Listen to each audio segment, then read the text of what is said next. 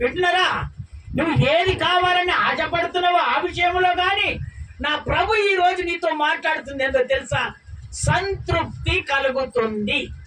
స్తోత్రం చెప్తారా ఒకసారి గట్టిగా? ఇంకొకసారి గట్టిగా చెప్తారా?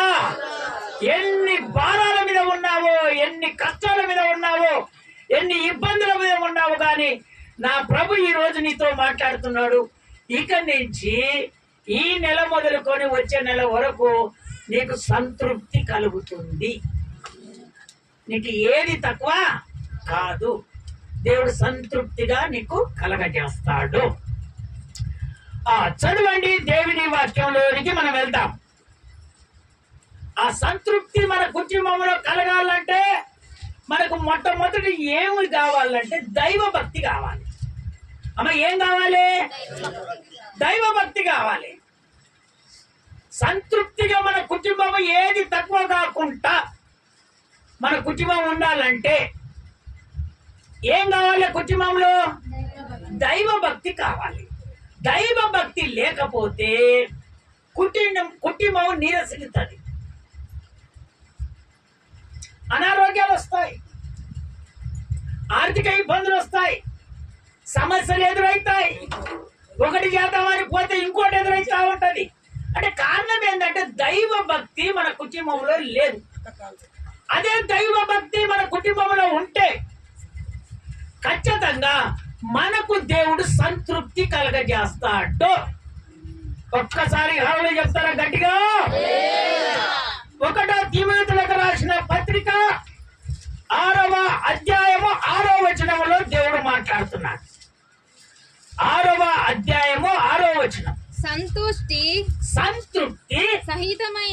సహితమైన దైవ భక్తి గొప్ప లాభ సాధనమై ఉన్నది.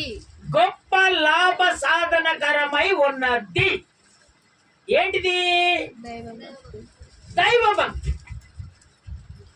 ఆ దైవ భక్తి నీ కుటుంబంలో ఉంటే నీకు లాభము, నీకు నష్టం రాదు. దైవ భక్తి నీలో ఉంటే నీ కుటుంబంలో ఉన్నట్టే. మొట్టమొదట నీలో దైవ భక్తి రావాలి. ఎప్పుడైతే దైవ భక్తి నీలో ఉంటుందో నీ కుటుంబానికి లాభం. నీ కుటుంబానికి ఏది తక్కువ అవుతుందో అది దేవుడు ఖచ్చితంగా అనుగ్రహిస్తాడు. నువ్వు లాభపడాలంటే దైవ భక్తి ఉండాలి నీలో. నీ కుటుంబంలో ఉండాలి దైవ భక్తి. ఎప్పుడైతే దైవ భక్తి నువ్వు కలిగి జీవిస్తావో నీ కుటుంబానికి దేవుని ఆశీర్వాదమే. ఒక్కసారి హల్లెలూయా చెప్తారా గట్టిగా? ఒక్కసారి గట్టిగా చెప్తారా? అందుకనే నా దేవుడు అంటున్నాడు సంతృప్తి కలగజేస్తాను, కానీ మీలో దైవ భక్తి ఉండాలని దేవుడు మాట్లాడు. ఆ దైవ భక్తి ఎందుకంటే మీ కుటుంబాలకు, మీకు, మీ అందరికీ లాభకరణము అంటున్నాడు దేవుడు. మీకు లాభం. అదే 6వ అధ్యాయంలో 5వ వచనం ఒకసారి చదివి వినిపిస్తారా? చెడిపోయిన మనసు కలిగి వినండి. చెడిపోయిన మనసు కలిగి సత్యహీనుడై. సత్యహీనుడై. సత్యము వేరు, సత్యహీనుడు వేరు. దైవ భక్తి లాభ సాధనం అనుకును మనుషుల వ్యర్థ మూలను కలుగుచున్నవి. స్తోత్రం చెప్తారా ఒకసారి గట్టిగా? దేవుని బిడ్డలారా, ఇప్పుడు మళ్ళీ చదువు నాన్న, ఆ మాట చదువు. చెడిపోయిన మనసు కలిగి సత్యహీనుడై దైవ భక్తి లాభ సాధనం అనుకొని మనుషుల వ్యర్థ వివాదములు కలుగుచున్నాయి. ఒక్క స్తోత్రాలు చెప్తారా గట్టిగా? ఇంకొకసారి గట్టిగా చెప్తారా? అక్కడ సత్యము వేరు, అసత్యము వేరు. అసత్యమైనటువంటి భక్తి చేసినప్పుడు కుటుంబంలో ఏమొస్తాయంటే తగాదాలు వస్తాయి. కుటుంబంలో ఏమొస్తాయి? తగాదాలు వస్తాయి, విరోధాలు వస్తాయి. ఒకరికొకరు పొందుబాటు కాదు. అనుకున్నది ఒకటంటే చేసేది ఒకటైతుంది. ఈ కుటుంబాలలో నా దేవుడు మాట్లాడుతున్నాడు. దేవుని బిడ్డలారా, మీరు మీ కుటుంబంలో సత్యముగా దైవ భక్తి కలిగి మీరు ఉంటే మీ కుటుంబంలో ఏది తక్కువ కాదు. ఇదిగో నువ్వు అసత్యమైనటువంటి భక్తి నువ్వు చేస్తున్నావేమో, నీ కుటుంబాన్ని నీవు వృద్ధి పరచుకోవట్లేదు, నీ కుటుంబాన్ని అభివృద్ధి పరచుకోవట్లేదు, నీ కుటుంబాన్ని ఎదిగించుకోవట్లేదు. అందుకనే నా ప్రభు చెప్తున్నాడు, ఇక నుంచి ఆ సత్యాన్ని తీసివేసి సత్యంలో నిలబడి దైవ భక్తి కలిగి మీరు నిలబడినప్పుడు మీకు అనుకున్నవన్నీ నా దేవుడు ఖచ్చితంగా చేస్తాడు. స్తోత్రం చెప్తావా సరి గట్టిగా? ఇక విరోధాలు రావు, మాటలకు తేడా ఉండదు. పాపానికి వేరై జీవించినప్పుడే దైవ భక్తి మనలోనికి వచ్చేస్తుంది. చదవండి ఇంకొక మాట, రెండవ మాట.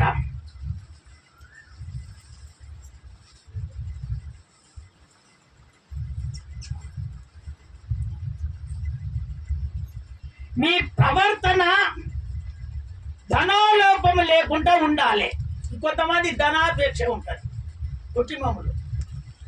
ధనాలోపం లేకుండా ఉండాలంట దేవుడు చెప్తున్నాడు. రెండవ మాట, మొట్టమొదటి మాట అండి చెప్పలేండి. మొట్టమొదటి మాట ఏం మాట్లాడాడు ఇప్పుడు దేవుడు? అమ్మా, దైవ భక్తి కలిగి ఉండాలి. రెండవది ఏమంటున్నాడు? ప్రవర్తన విషయంలో ధనాలోపం లేని వారిగా ఉండాలి. ప్రవర్తన విషయములో ధనాలోపం లేని వారిగా ఉండాలి. వాక్యము సెంటెన్స్ వినాలి. సంతృప్తి కలగజేస్తాను అన్నాడు దేవుడు. ఇక నీకు ధనము సంపాదన నీకు అవసరం ఎందుకు? దేవుడే సంతృప్తి కలగజేస్తాను అంటున్నాడు కదా. అందుకనే నా ప్రభు అంటున్నాడు, ధనాపేక్ష లేకుండా మీరు ఉండాలి, నేను సంతృప్తి మీకు కలగజేస్తున్నాను. ఇగో ఈ ధనాపేక్ష లేకుండా మీరు జీవించాలని దేవుడు చెప్తున్నాడు. చదువు ఎబ్రీలకు రాసిన పత్రిక 13వ అధ్యాయము 5వ వచనంలో దేవుడు మాట్లాడుతున్నాడు. 13వ అధ్యాయము 5వ వచనం. ధనాపేక్ష లేని వారై, ధనాపేక్ష లేని వారై మీకు కలిగిన వాటితో తృప్తి పొంది ఉండుడి. తృప్తి పొంది ఉండుడి. నిన్ను ఏమాత్రమును విడువను, మిమ్మల్ని ఏమాత్రము విడువను, నిన్ను ఏమాత్రము ఎడబాయను, నిన్ను ఏమాత్రము ఎడబాయను అని ఆయన చెప్పాను కదా. ఆయన చెప్పాడు కదా. సంతృప్తి కలిగజేస్తారని దేవుడు చెప్పాడు కదా. చెప్పిన దేవుడు నీ కుటుంబంలో ఏది తక్కువ చేస్తాడో? ధనాపేక్ష ఎందుకు? నీకు సంపాదన ఎందుకు? ఆదివారం సంపాదనే, సోమవారం సంపాదనే, మంగళవారం సంపాదనే, ఇంకా ఎవరో పిలిస్తే అక్కడికి వెళ్ళిపోవటమే. వాక్యాన్ని నీ హృదయంలో పెట్టుకో. ఇప్పుడు ఆయన ఏమంటున్నాడు? నా ప్రభు మీకు సంతృప్తి కలగజేస్తాను, కానీ మీ కుటుంబంలో దైవ భక్తి ఉండాలి. మొట్టమొదటి మాట.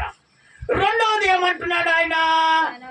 ధనాపేక్ష మీ కుటుంబంలో ఉండొద్దు. ఈ ధనాపేక్ష మీ కుటుంబంలో ఉంటే అది మీ కుటుంబముకు ఆశీర్వాదం కాదు. ధనాన్నేమో ముందర పెట్టుకుంటారు, నన్నేమో వెనక చేస్తారు. కొట్టండి ఒకసారి చప్పట్లు, కొట్టండి చప్పట్లు. ధనాన్నేమో పొగిడించుకుంటారు, నన్నేం చేస్తారు? మీరు వెనక్కి చేసుకుంటారు. అందుకనే దేవుని బిడ్డలారా, కొన్ని కుటుంబాలలో కొన్ని కార్యాలు జరగట్లేదంటే దేవుడు సంతృప్తి కలిగిస్తాను అంటున్నాడు, కానీ కొన్ని విషయంలో తేడా ఉంది. దాన్ని ఇప్పుడు ఏం చేసుకోమంటున్నాడు? కొంచెం సేపట్లో ఆయన శరీరంలో, ఆయన రక్తంలో నువ్వు పాలు పంపులు పొందుకోబోతున్నావు. అయితే నీ నీ నీ మనస్సాక్షి ఇక్కడ ఒప్పుకోవాలి. ఏమని ఒప్పుకోవాలంటే, ప్రభు ఈ ధనాపేక్ష నాకు వద్దయ్యా, నీవు నా హృదయంలో ఉంటే చాలు, అదే నాకు సంతృప్తి కలుగుతుంది. స్తోత్రం చెప్తారా ఒకసారి గట్టిగా? ఇంకొకసారి గట్టిగా చెప్తారా? అది చదవండి. సంతోషం ఎక్కడ కలుగుతుందంటే కీర్తనాల పుస్తకం 37వ కీర్తన 4వ వచనం. 37వ కీర్తన 4వ వచనం. యెహోవాను బట్టి యెహోవాను బట్టి సంతోషించుము. సంతోషించుము. ఆయన ఆయన నీ హృదయ వాంఛలను తీర్చును. చూసావా, నీ హృదయములో ఏ కోరికలు ఉన్నాయో, ఏది కావాలని నువ్వు ఆశపడుతున్నావో ఆయన తీరుస్తాడంతే. ఎందుకు దైవ భక్తి నువ్వు పోగొట్టుకుంటావు, ధనాపేక్ష కలిగి జీవిస్తావు? నీ కుటుంబంలో సంతోషము కలగజేయాలని నా ఆశ, కానీ సంతోషాన్ని నువ్వు తీసేసుకుంటున్నావు. మళ్ళీ రిపీట్ చేయి, ఆ మాట రిపీట్ చేయి. ఎంత చక్కగా దేవుడు చెప్తున్నాడు. యెహోవాను బట్టి సంతోషించు. మొట్టమొదట దైవ భక్తి చేయి, సంతోషం చేయి. ఆయన నీ హృదయ వాంఛలను తీర్చును. కోరికలు, నీ హృదయ వాంఛలు. ఏది పంట పండలేదా, కూలు దొరకట్లేదా, ఇబ్బంది పాలవుతున్నావా, అప్పు లేదా, అప్పు ఎవరికి ఇవ్వాలన్నా, నీకు ఏం కావాలని నువ్వు ఆశపడుతున్నావు? నువ్వు మొట్టమొదట నీలో దైవ భక్తి ఉండాలి. అప్పుడు నీ కుటుంబం సంతోషం ఉంటది. మిగతా కార్యాలన్నీ నా దేవుడు చేస్తానంటున్నాడు. స్తోత్రం చెప్తారా ఒకసారి గట్టిగా? నీ హృదయ వాంఛలను ఆయన తీరుస్తానంతే. నీలో భక్తి ఉంటే కార్యం వెంటనే జరుగుతుంది. భక్తి లేకపోతే కార్యం జరగదు. అందుకనే ధనాపేక్ష మీద మీరు ఆశపడొద్దారు. ధనాపేక్ష ఏందంట, ప్రసంగి మాట్లాడుతున్నాడు అక్కడ. చదివిన ప్రసంగి కీర్తనల తర్వాత ఉంటది ప్రసంగి 5వ అధ్యాయం 10వ వచనం. సామెతల అవతలను కీర్తనల ఉంటుంది, చూడండి నాన్న. ప్రసంగి 5వ అధ్యాయం 10వ వచనం. ద్రవ్యము నాపేక్షించు. ద్రవ్యం అనగా ఏంటిది? ధనం, సంపాదన. ద్రవ్యం అంటే ఏంటిదమ్మా? ధనము, సంపాదన. ద్రవ్యము నాపేక్షించువాడు, ద్రవ్యము కావాలి, సంపాదన అపేక్షించువాడు ద్రవ్యము చేత ఆ ధనము చేత తృప్తి నొందడు. అసలు ఆడు తృప్తే నొందడు. ధన సమృద్ధి నాపేక్షించువాడు దాని చేత తృప్తి నొందడు. అసలు తృప్తే నొందడు. ఇది వ్యర్థమే. ఇది వ్యర్థమని ఇదిగో ప్రసంగి రాసిన మాటలు. ధనం వద్దు మనకు ధనం వద్దు. యేసయ్య మనకు కావాలి. మనకేం కావాలి ఇప్పుడు? యేసయ్య కావాలి. అందుకని ధనాపేక్ష మనకు ఉండకూడదు. యేసయ్య ఉన్న తర్వాత నీకు సంపాదన ఎందుకు రాదు? అందుకని కొంతమంది బయట మాటలన్నీ నేర్చుకొని ఏం చేస్తారంటే యేసయ్యకు కొంచెం దూరం అయిపోతారు. కొంచెం దూరం అయిపోతారు. అందుకనే దేవుని బిడ్డలారా, నువ్వు ఎక్కడికి వెళ్ళినా, ఏ చోటుకు వెళ్ళినా దేవుని మాత్రము నువ్వు మర్చిపోకూడదు. కారణం ఏందో తెలుసా? ఆయన నీకు చేయాల్సింది ఖచ్చితంగా చేస్తాడు. కానీ నీ మనసు ఏదో ఒక రకంగా ధనాపేక్షలోనికి వెళ్తుంది. అది ముమ్మాటికి మీరు తీసివేసుకోవాలని దేవుడు చెప్తున్నాడు. స్తోత్రం చెప్తారా ఒకసారి గట్టిగా?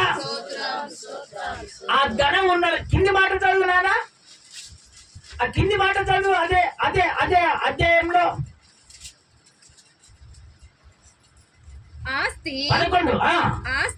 ఆస్తి ఎక్కువైన ఎడల, చూడండి, ఆస్తి ఎక్కువైన ఎడల దాన్ని భక్షించువారును, అది తినేవారు భక్షించువారు ఎక్కువ అగుదురు, ఎక్కువ అవుతారు. కనులారా చూచుటయే గాక ఆస్తి పరునికి తన ఆస్తి వలని ప్రయోజనం ఏమి? అసలు ఏం ప్రయోజనం ఉంది? ఏం ప్రయోజనం ఉంది ఆస్తి వలన? అంతే ఉందా? ఆస్తి వలన ఏం ప్రయోజనం? అందుకనే దేవుని బిడ్డ, ఆస్తి ముఖ్యం కాదు. నీవు దైవ భక్తిలో నువ్వు నిలబడ. అమ్మా, దేహం ముఖ్యమా, వస్త్రం ముఖ్యమా? మీరు చెప్పండి ఇప్పుడు. అమ్మా, దేహం ముఖ్యమా, వస్త్రం ముఖ్యమా? అమ్మా, దేహం ముఖ్యం. ఏ ముఖ్యమో? దేహం ముఖ్యం. వస్త్రం ముఖ్యం కాదు, దేహం ముఖ్యం. అందుకనే నా ప్రభు అక్కడ చెప్తున్నటువంటి మాట దైవ భక్తి. నేను నీ హృదయంలో ఉండాలి, నీ కుటుంబంలో నేను ఉండాలి. ధనం మీద ఆశ పెట్టుకోకూడదు, పని మీద ఎక్కువ ఆశ పెట్టుకోకూడదు. నేను ఉంటే సమృద్ధి కలుగుతుంది, నేను ఉంటే అంచెలంచెలుగా ఎదుగుతావు, నేను ఉంటే ఏది జరగాలని ఆశపడుతున్నావో అది ఖచ్చితంగా జరుగుతుంది అంటున్నాడు నా ప్రభు. అందుకనే అవన్నీ నువ్వు తీసివేయాలి.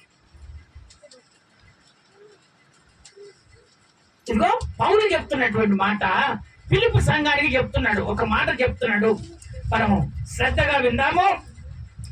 ఫిలిప్పులకు రాసిన పత్రిక, ఫిలిప్పులకు రాసిన పత్రిక 4వ అధ్యాయము 11వ వచనం చదివి అక్కడే ఆపండి నాన్న. నాకు కొదువ కలిగి కొదువ కలిగినందున నేను ఇలాగ చెప్పుటలేదు. నేను ఇలాగ చెప్పడం, నాకు కొదువ అంటే తక్కువైందని నేను ఇలాగ చెప్పట్లేదు. నేను ఏ స్థితిలో ఉన్నాను, నేను ఏ స్థితిలో ఉన్నాను, ఆ స్థితిలో సంతృప్తి కలిగి నేర్చుకొని ఉన్నాను. నేను సంతృప్తి కలిగి నేర్చుకొని ఉన్నాను. నీ ఏ స్థితిలో ఉన్నానో ఆ స్థితిలో సంతృప్తి కలిగి ఉన్నాను. అంతే ఉందా? ఆయన చెప్తున్నటువంటి మాట. ఆనిచి ఇంకో మాట చదువు. దీన స్థితిలో ఉండనెరుగుదును, నేను ఉండెరుగుదును. సంపన్న స్థితిలో ఉండనెరుగుదును. ప్రతి విషయములో అన్ని కార్యములలో కడుపు నింపి ఉండుటకును ఆకలిగొని ఉండుటకును సమృద్ధి కలిగి ఉండుటకును లేమిలో ఉండుటకును నేర్చుకొని ఉన్నాను. నేను నేర్చుకొని ఉన్నాను. యేసయ్య ఏందో నాకు తెలుసు, దైవ భక్తి ఏందో నాకు తెలుసు. ఫిలిప్పీ సంఘమా, నేను వివరించి మీతో మాట్లాడుతున్నటువంటి మాటలు ఇవి. నాకు తెలుసు, ఉన్నది తెలుసు, లేనిది తెలుసు, గొప్ప తెలుసు, ఈయన స్థితి తెలుసు, ఉన్నది తెలుసు, లేనిది తెలుసు, అన్ని నాకు తెలిసే. నాకు తెలియనంటూ ఏది లేదు ఈ భూమి మీదలో. ఎందుకు ఆయన ఆ మాట చెప్తున్నాడంటే, ఆయన యేసు ప్రభుని అంగీకరించినటువంటి దేవుని బిడ్డలకు విరోధం. ఎవరైనా పౌలు గారు చెప్తున్నటువంటి మాట మీరు జాగ్రత్తగా వినండి. పౌలు చెప్తున్నటువంటి మాట, ఇదిగో నేను దేవునికి విరోధిని, ఇదిగో దేవుని బిడ్డలకు విరోధిని. నేను ఉన్నది చూసినా లేనిది చూసినా అన్ని విషయాలు చూసినారు, కానీ దైవ భక్తి మించినది ఇంకోటి లేదంటున్నాడు ఆయన. స్తోత్రం చెప్తారా ఒకసారి గట్టిగా? ఇంకొకసారి గట్టిగా చెప్తారా? ఇంకొకసారి గట్టిగా చెప్తారా?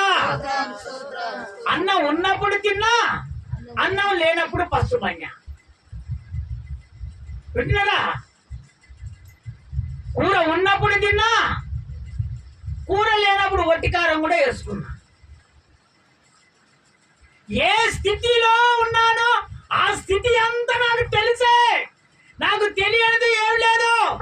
నేను ధనవంతుడకు తెలుసు, ధనం గురించి తెలుసు, ధనం లేనిది గురించి తెలుసు, అన్ని గురించి.